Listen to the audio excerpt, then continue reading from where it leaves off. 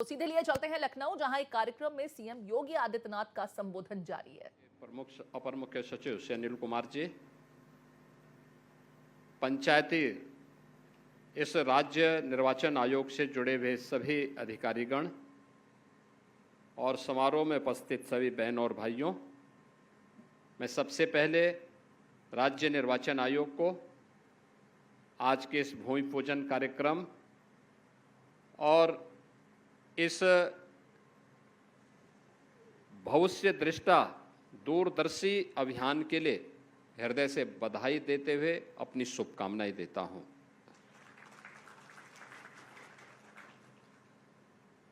आज का दिन लोकतांत्रिक दृष्टि से त्रिस्तरीय पंचायतों की व्यवस्था के दृष्टि से अत्यंत महत्वपूर्ण है। उत्तर प्रदेश की दृष्टि से यहाँ पर जब अपने प्रारंभिक भाषण में हमारे राज्य निर्वाचन आयुक्त अपनी बात को कह रहे थे और मैं उनकी बात को बहुत ध्यान से सुन रहा था, यानी अकेले उत्तर प्रदेश में पंचायती राज की व्यवस्था में त्रिस्तरीय पंचायत के चुनाव में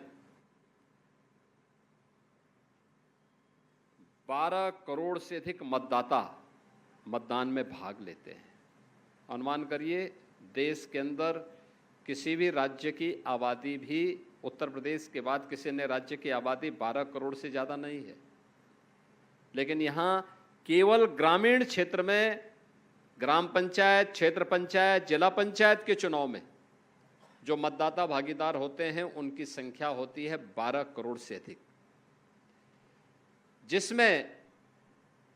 58,000 यानी आज के दिन पे 57,600 ग्राम पंचायतें हैं,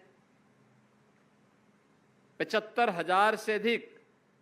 क्षेत्र पंचायत के सदस्यगण हैं, 826 क्षेत्र पंचायतें हैं और 75 जिला पंचायत हैं और 7 लाख से ज़्यादा ग्राम पंचायत के सदस्य हैं। इतनी बड़ी व्यवस्था ये तो हो गई पंचायती राज की, और स्थानीय निकाय के 17 नगर निगम, 199 नगर पालिकाएं और 544 नगर पंचायत के साथ साथ 14,000 से अधिक पार्षदों का चुनाव भी यही राज्य निर्वाचन आयोग करता है। यानी दुनिया के अंदर अगर भारत सबसे बड़ा लोकतंत्र है तो ये मान करके चलिए कि सबसे बड़े लोकतंत्र के लिए सबसे ज्यादा प्रतिनिधि चुनाव करने का काम भी उत्तर प्रदेश का राज्य निर्वाचन आयोग कर रहा है। और राज्य निर्वाचन आयोग के पास अपना कोई भवन नहीं था, किराए के भवन में। आप मुझे बताओ, बचपन में हम सब सुनते रहे हैं किसी भी व्यक्ति के लिए उसकी बुनियादी सुविधाएं क्या हैं? रोटी है, उसका कपड़ा है और उसका मकान है। और जहां से इतने प्रतिनिधि आम जन की आवाज को उठाने के लिए और उसे मूर्त रूप देने के लिए चुने जाने हैं, उनके पास स्वयं का भवन नहीं है। वे स्वयं किराए के भवन पे चल रहे थे। किराए के भवन में तो समस्याएं अपनी होती हैं, कोई भी किराएदार से ज़्यादा इसको अनुभव नहीं कर सकता। और मैं धन्यवाद दूंगा राज्य निर्वाचन आयुक्त श्री राज प्रताप सिंह जी को, पंचायती राज विभाग को, श्री ओम प्रकाश राजभर जी को, नगर विकास विभाग को कि आज राज्य निर्वाचन आयोग के पास एक नए भवन के लिए हम भूमि पूजन और शिलान्यास के कार्यक्रम के साथ यहाँ पे जुड़ रहे हैं। अब आने वाले समय में मेरा ये मानना है कि राजकीय निर्माण निगम अगर इस कार्य को कर रहा है तो अगले 1.5 साल के अंदर, उससे भी कम समय में, यह 6 मंजिला भवन राज्य निर्वाचन आयोग का अपना बनकर के तैयार होगा और देश का यह 4था या 5वां राज्य होगा जिसके पास राज्य निर्वाचन आयोग का अपना स्वयं का भवन होगा।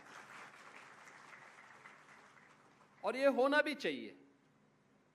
याद रखना, देश के अंदर कुछ भी हो, दुनिया के अंदर आज भी शासन की सबसे अच्छी पद्धति है वह है लोकतंत्र की।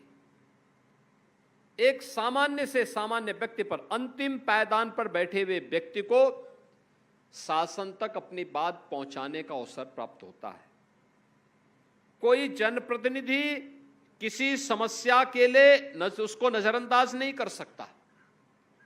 क्योंकि उसकी जवाबदेही होती है। और जवाबदेही सुनिश्चित करने के लिए भारत के संविधान निर्माताओं ने चुनावों के माध्यम से व्यवस्था सुनिश्चित की है कि अगर चुनाव जीतने के बाद कोई जनप्रतिनिधि जनता जनार्दन को नजरअंदाज करता है तो फिर 5 साल के बाद जब जनता के पास जाता है तो जनता भी उससे मुंह फेर लेती है। इसीलिए लोकतांत्रिक व्यवस्था में जनता को केवल मतदाता नहीं कहा गया है,